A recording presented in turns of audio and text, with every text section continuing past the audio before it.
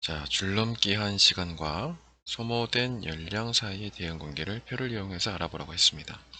자, 무엇과 무엇의 대응관계인지를 여러분들이 정확히 봐야 되는데요.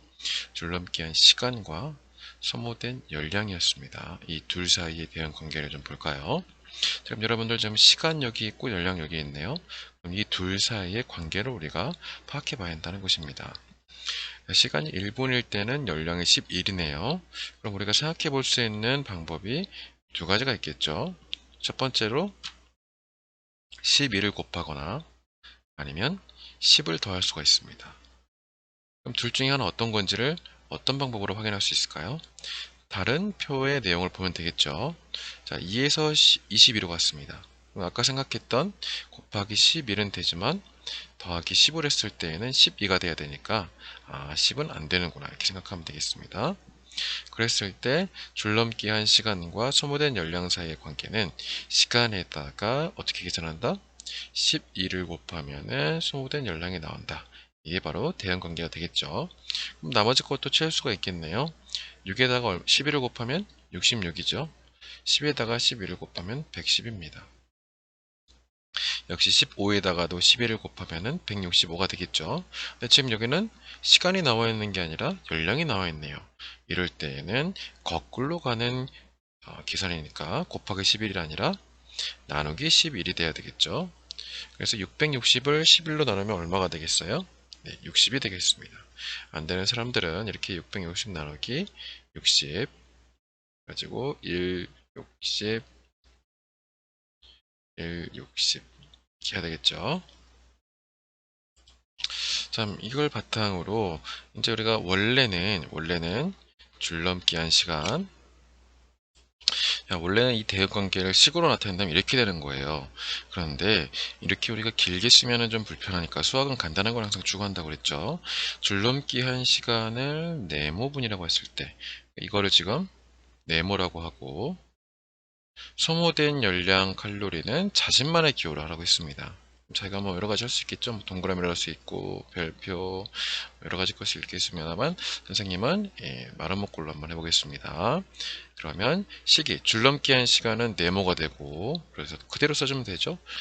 네모 곱하기 11은 마름모가 되겠죠. 거꾸로도 할 수 있습니다. 그럼 어떻게 하면 될까요? 네모 아니 저기 마름모 나누기 11은 네모가 되겠죠.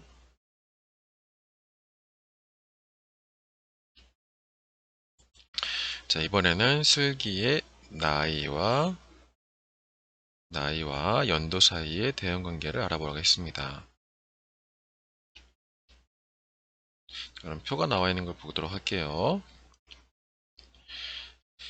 자, 나이와 연도. 지금, 나이가 한 살 늘어났으니까 연도도 하나 늘어났겠죠? 그러면 12살일 때 2019년이었으면 11살일 때는 2018년이 되겠습니다. 자, 이런 식으로 쭉 해도 괜찮지만은 우리가 알고자 하는 것은 슬기의 나이와 연도 사이의 대응관계니까요. 한번 보겠습니다. 자, 그럼 11일 때 2018이면은 어떻게 하면 될까요? 보통 나이를 어떻게 계산해요? 원래 태어난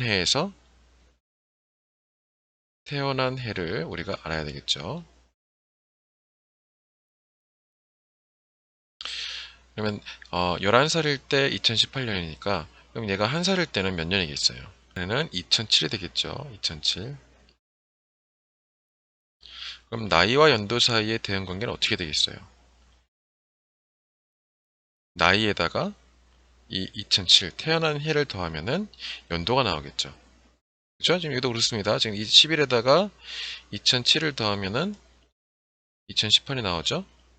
역시 12에다가도 2007을 더하면은 2019가 나옵니다. 됐죠? 자, 그럼 2020년에는 몇 살이에요? 물론 우리가 지금 연도가 하나 늘어났으니까 나이도 하나 늘어났다 이렇게 생각할 수도 있겠지만은 대응관계를 생각했을 때에는 나이에다가 2007을 더해서 연도가 됐으니까 거꾸로 하려면 연도에서 2007을 빼줘야 되겠죠. 빼주면 13이 나옵니다. 자, 나이에다가 태어난 해를 더해서 연도가 나오니까 22에다가 2007을 더하면 2029가 되겠습니다. 자, 이제 기호를 정해가지고 대응관계식을 간단히 나타낼 거예요. 그럼 슬기의 나이를 이번에는 별이라고 해볼까요? 연도를 네모라고 했을 때 두 양 사이의 대응관계.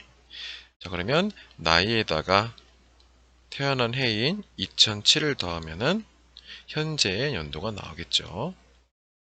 그래서 식은 별표 더하기 2007은 네모다. 여러분들이 기호를 바꾸면 이 식은 지금 여기 더하기 2007 정도만 똑같고 나머지 것들은 기호에 따라 바꿀 수 있을 거예요. 또 거꾸로 한다면 어떻게 되겠어요? 연도에서 2007을 빼면은 나이가 나오겠죠.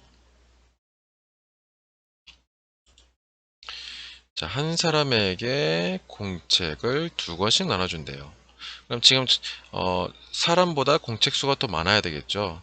그래서 어떤 사람이 틀렸는지를 보면은 대응관계를 알면 사람의 수가 많을 때도 공책의 수를 쉽게 알 수 있죠. 왜냐하면 대응관계에 사람 수만 넣으면 공책 수가 나올 테니까요.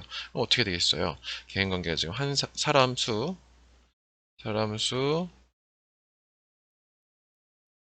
곱하기 2가 공책 수가 되겠죠. 물론 거꾸로도 가능합니다.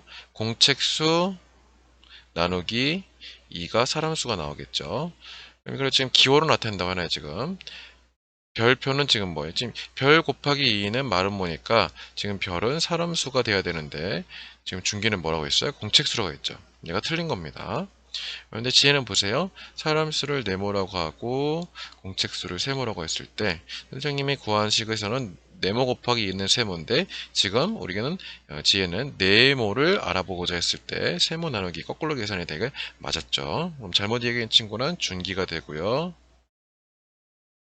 이거를 옳게 고치면 공책의 수가 사람의 수의 2배이므로 별 곱하기 2는 마름모에서 여기까지는 지금 그대로죠. 예, 별은 사람의 수, 마름모는 공책의 수이다. 이렇게 고쳐주면 되겠습니다.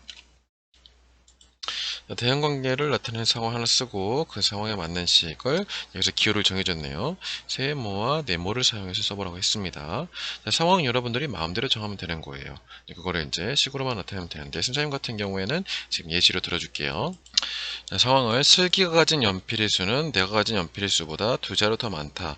자, 근데 이거를 지금 세모와 네모를 사용하라고 했으니까 선생님은 슬기가 가진 연필의 수는 네모로 하고 내가 가진 연필의 수는 세모로 이렇게 정했습니다. 자, 이렇게 슬기가 가진 연필의 수 네모, 내가 가진 연필의 수 세모 이렇게 나타냈을 때 식은 어떻게 되겠어요? 2자로가 더 많다고 했으니까 누가 더 많아요? 네모가 더 많겠죠. 그래서 세모 더하기 2는 네모. 물론 거꾸로 됩니다. 네모 빼기 2는 세모 이렇게 나타내도 되겠죠.